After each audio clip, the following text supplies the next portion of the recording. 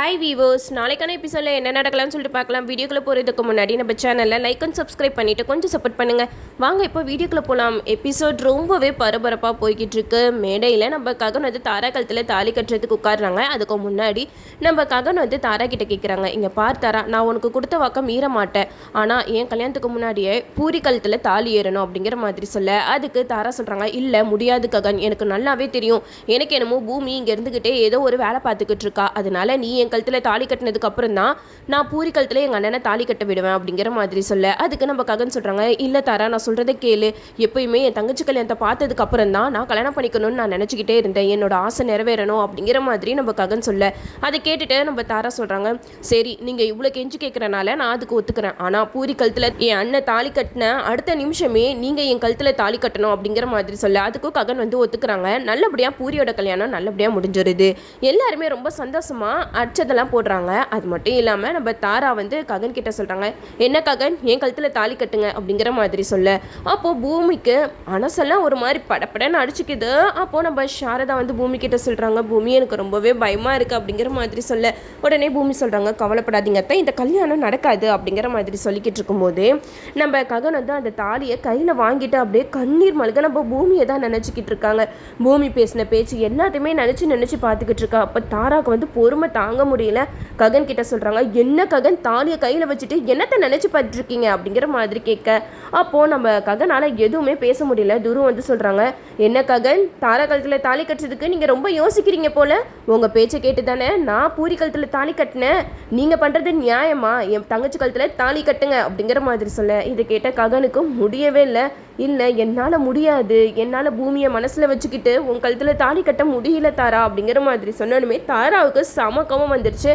ககனை பயங்கரமாக திட்டுறாங்க, என்ன ககன் மனசில் நினச்சிக்கிட்டு இருக்கீங்க, என்கிட்ட வாக்கு கொடுத்துட்டு இப்போ என் கழுத்தில் தாலி கட்டாமல் எஸ்கேப் ஆக பார்க்குறீங்களா அப்படிங்கிற மாதிரி சொல்ல, அப்போது சாரதா சொல்கிறாங்க, இங்கே பாருமா, அவன் மனசு ஃபுல்லாக பூமி தான் இருக்கா, பூமியை மனசில் வச்சுக்கிட்டு உன் கழுத்தில் எப்படி தாலி கட்ட முடியும், அப்படி உன் கழுத்தில் தாலி கட்டினாலும் ககன் சந்தோஷமாக உன் கூட வாழ மாட்டான் அப்படிங்கிற மாதிரி சொல்ல, அதுக்கு தாரா சொல்கிறாங்க, அதெல்லாம் நீங்கள் சொல்லணும்னு அவசியம் கிடையாது, வாழ போகிறது அவர் கொஞ்ச நாளைக்கு ஒரு மாதிரி இருப்பார், அதுக்கப்புறமா என் கூட வாழ்ந்து பழகிடுவார் அப்படிங்கிற மாதிரி சொல்ல, இது கேட்டதுமே ககன் சொல்கிறாங்க, இல்லை தாரா, என்னால் முடியலை, என்னன்னு தெரியல, உன் கழுத்தில் என்னால் தாலி கட்ட முடியல அப்படின்னு சொல்லும்போது நம்ம பூமி பயங்கரமாக அழுகுறாங்க.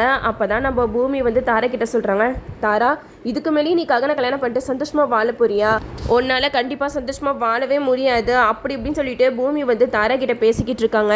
ககனை எனக்கு இப்போ தெரியாது, நான் குழந்தையா இருக்கும்போது என்னோட உயிரை காப்பாற்றினதே அவர் தான், எனக்கும் அவருக்கும் உள்ள பந்தம் இப்போ வந்தது கிடையாது, நான் குழந்தையா இருக்கும்போதுலேருந்தே ககன் எனக்கானவன் அப்படின்னு சொல்லிட்டு கடவுள் நிரூபிச்சிட்டாரு அப்படிங்கிற மாதிரி நம்ம பூமி ரொம்ப எமோஷ்னலாக பேச, அப்போது நம்ம தாரா வந்து செம்மையாக கடுப்பாக்குறாங்க. அப்போது இதுதான் உங்கள் முடிவா ககன், அப்போ நீங்கள் பூமியை மனசில் வச்சுக்கிட்டு என் கழுத்தில் தாலி கட்ட மாட்டீங்க, சரி அப்புறம் எங்கள் முடிவையும் கேட்டுக்கோங்க, என் அண்ணா பூரி கூட வாழ மாட்டான், தாலி கட்டினா பூரி கூட வாழ்ந்துருவானா, அதெல்லாம் முடியவே முடியாது, என் கழுத்தில் நீங்கள் தாலி கட்டுற வரைக்கும் என் அண்ணா பூரி கூட சந்தோஷமாகவே வாழ மாட்டான் அப்படிங்கிற மாதிரி தாரா சொல்ல, இதெல்லாம் கேட்டுட்டு சாரதா பூமி செம்மையாக கடுப்பாக்குறாங்க.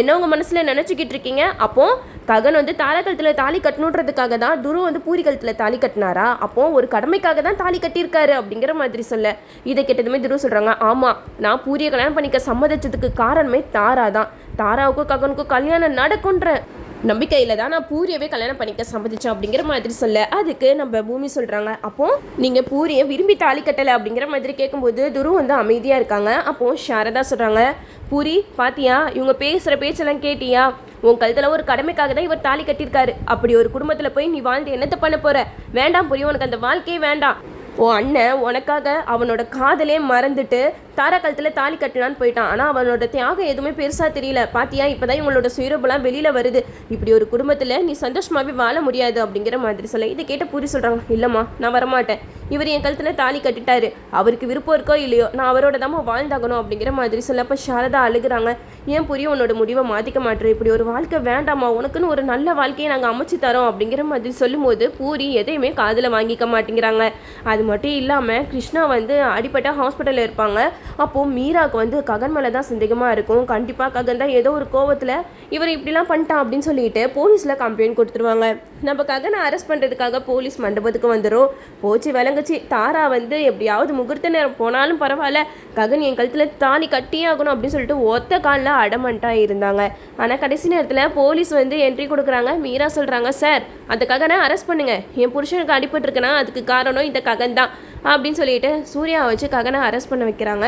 அங்கே இருக்கிறவங்களுக்குலாம் ஒன்றுமே புரியல, என்னது இது, எதுக்கு திடீர்னு வந்து ககனை அரெஸ்ட் பண்ணிட்டு இருக்காங்க அப்படின்னு யோசிச்சுட்டு இருக்கும்போது தாரா சொல்கிறாங்க, இங்கே பாருங்க சார், அவர் அரெஸ்ட் பண்ணுறதெல்லாம் இருக்கட்டும், அவர் ஃபஸ்ட்டு என் கழுத்தில் தாலி கட்டட்டும் அப்படிங்கிற மாதிரி சொல்ல. ஆனால் சூர்யா வந்து தாரா பேசுகிற எதுவுமே காதிலே கேட்காம ககன் கையில் விளங்க மாட்டிட்டாங்க. ஆனால் நம்ம செரிக்கு என்ன பண்ணுறதுனே தெரியல, என்னது இது, எப்படியாவது ககனை என்னை காப்பாற்றியாகணுமே அப்படின்னு சொல்லிட்டு அங்கே புகையை போட்டு விட்டுறாங்க. அந்த புகை வரவுமே எல்லாருமே இரும்ப ஆரம்பிச்சிடுறாங்க, கண் எரியுது எல்லாத்துக்கும்.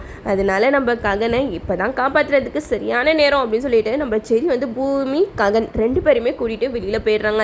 3 பேருமே காரில் அந்த மண்டபத்தை விட்டு எஸ்கேப் ஆயிடுறாங்க. சூர்யா வந்து நான் விட மாட்டேன் டவுனே அப்படின்னு சொல்லிட்டு அந்த காரை வந்து சேஸ் பண்ணி போய்கிட்டு இருக்காங்க. அப்போது தாரா வந்து துருக்கிட்ட சொல்கிறாங்க, அண்ணா பூரி ககன் 2 பேரும் இந்த ஊரை விட்டு தாண்டறதுக்கு எந்த ஒரு சாத்தியமும் கிடையாது. அவங்க இந்த ஊரை விட்டு தாண்டறதுக்குள்ளே ககனை பிடிச்சிட்டு வந்து என் கழுத்தில் தாலி கட்ட வைங்க அப்படிங்கிற மாதிரி துருக்கிட்ட தாரா சொல்லிடுறாங்க.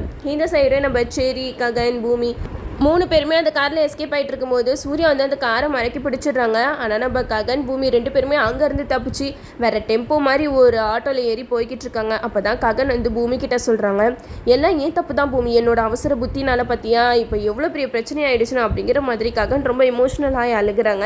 அப்போ பூமி சொல்கிறாங்க, இங்கே பாருங்க மாமா, யாருக்குமே இப்படி ஒரு அண்ணன் கிடைக்க மாட்டான், தன்னோட தங்கச்சிக்காக உங்களோட காதலே விட்டு கொடுக்க பார்த்தீங்க பாருங்கள், அந்த இடத்துல நிற்கிறீங்க நீங்கள் அப்படின்னு சொல்லிட்டு நம்ம பூமி ககனை பெருமைப்படுத்தி பேசிக்கிட்டு இருக்காங்க. எது எப்படியோ பூரி கழுத்தில் தாலி ஏறிடுச்சுல, துரு கூட சந்தோஷமாக வாழ்வா, இப்போ வேணால் அவங்களுக்குள்ள சண்டை இருக்கலாம், ஆனால் பின்னாடி அதெல்லாம் மறந்துட்டு எப்பயும் போல் சந்தோஷமாக இருப்பாங்க, நீங்கள் எதுக்கும் கவலைப்படாதீங்க அப்படின்னு சொல்லிட்டு பூமி வந்து ககனை ஆதல் படுத்திக்கிட்டு இருக்காங்க. அது மட்டும் இல்லாமல் நம்ம செரி எப்படியோ பூமி ககன் 2 பேரும் ஒன்று சேர்ந்தா போதும்ப்பா அப்படின்ற சந்தோஷத்தில் அங்கேருந்து வந்துடுறாங்க. சூர்யா வந்து செரிக்கிட்ட கேட்குறாங்க, எங்கடா போனாங்க அவங்க அப்படிங்கிற மாதிரி கேட்க. அதுக்கு செரி சொல்கிறாங்க, நீங்கள் தான் பார்த்தீங்கல்ல அந்த கார் மட்டும் தான் இருக்குது, காரில் போய் தேடி பாருங்கள், யாருமே இருக்க மாட்டாங்க, அவங்க எங்கே போனாங்களோ அப்படிங்கிற மாதிரி செரி சொல்லி சமாளிச்சிடுறாங்க.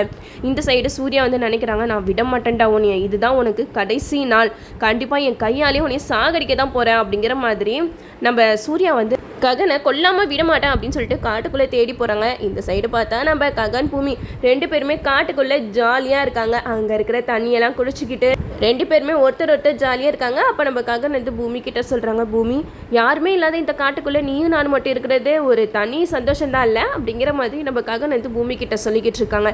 அப்போ தான் பூமி சொல்கிறாங்க, நல்ல வேலை மாமா நீங்கள் தாரக்கழுத்தில் தாலி கட்டலை, ஒரு வேளை நீங்கள் தாரக்கழுத்தில் தாலி கட்டியிருந்தீங்க அடுத்த நிமிஷம் என்ன இருக்குன்னு என்னால் யோசிக்க கூட முடியல அப்படின்னு சொல்லிட்டு நம்ம பூமி வந்து ககன் கிட்ட பேசிக்கிட்டு இருக்காங்க. அப்போ தான் சந்திராக்கு இந்த விஷயம் தெரிய வருது, பூமியை ககன் கடத்திட்டு போயிட்டான் அப்படின்னு சொல்லிட்டு சூர்யா வந்து தப்பாக நம்ம சந்திரா கிட்ட சொல்லிடுறாங்க. நம்ம சந்திராவும் கோவத்தில் ககனை நான் சும்மா விட மாட்டேன் அப்படின்னு சொல்லிட்டு கன் எடுத்துகிட்டு அவர் ஒரு பக்கம் காட்டுக்குள்ளே வராங்க, இன்னொரு பக்கம் சூர்யா வேற. இவங்க 2 பேரும் சேர்ந்து ககன் பூமியை என்ன பண்ண போகிறாங்கன்னு தெரியல.